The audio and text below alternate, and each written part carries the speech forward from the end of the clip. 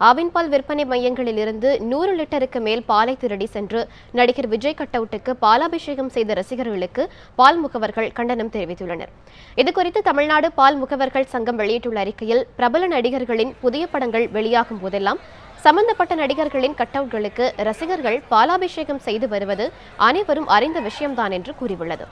அண்மை காலமாக ரசிகர்கள் எனும் பெயரில் உலாவரும் சிலர் பால் முகவர்களின் கடைகளுக்கு வெளியே இறக்கி வைக்கப்பட்டிருக்கும் பாலனை திருடி சென்று நடிகர்களின் கட்டவுட்களுக்கு பாலாபிஷேகம் செய்வதாக அந்த அமைப்பு குற்றம் சாட்டியுள்ளது.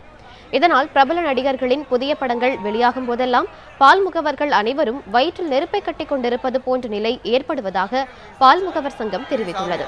தற்போது வெளியாகியுள்ள தெரி படத்தில் நடித்துள்ள நடிகர் விஜய் கட்டவுட்டுக்கு பாலாபிஷேகம் செய்வதற்காக கோவையில் நேரு விளையாட்டு அரங்கம், ஆவின் பால் பூத், கோட்டைமேடு பால் பூத், கவுண்டம்பாளையம் பால் பூத், திருச்சி ரோடு பால் பூத் ஆகிய இடங்களில் இருந்து 100 லிட்டருக்கும் அதிகமான பால் பாக்கெட்டுகளை திருடி சென்றதற்கு பால் முகவர்கள் சங்கம் கடும் கண்டனம் தெரிவித்துள்ளது. தனது ரசிகர்களின் தரம் தாழ்ந்த இந்த செயலுக்கு வருத்தம் தெரிவிக்க வேண்டும் எனவும் தமிழ்நாடு பால் முகவர்கள் தொழிலாளர்கள் நல சங்கம் வலியுறுத்தியுள்ளது.